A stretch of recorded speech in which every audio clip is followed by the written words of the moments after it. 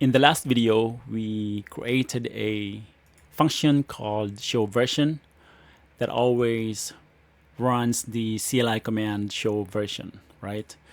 So now the question is, what if you want to run a different CLI command? Do you need to create another function for that? The answer is no. What we can do is use a parameter. So we can see that I'm using Netmiko here again, and I got this dictionary. And now I can create or define a function called show command. So command inside the parentheses here is the parameter. I'm gonna say connection equals connection. Oops. So VS Code is helping me type. Connect handler asterisk device, which how you unpack the dictionary. Enter output.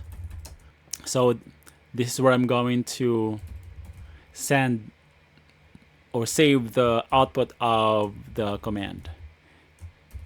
So notice that instead of the actual string, we are putting command, which is the variable, right? So here, the parameter command acts like a variable, basically. And I'm gonna hit enter here, and connection, this is how you disconnect the connection, and return. So I'm gonna return the output of whatever command I'm going to use. Okay, so I'm gonna go ahead and call the function, and I'm gonna say show version. So show version here is called argument. Here, this is called, like I said earlier, parameter. Okay, so that's the difference between the two.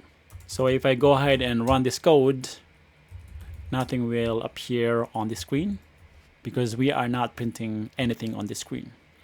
So yeah, nothing appeared on the screen after we ran the file or the code. So what we can do is actually use the print function to print or display the output on the screen, the output of the CLI commands show version. Now if I run the code again, we should see the output of the command show version. Yeah, this is the command, this is the output of the show version. And now we can use a different command. Let's say show IP interface brief.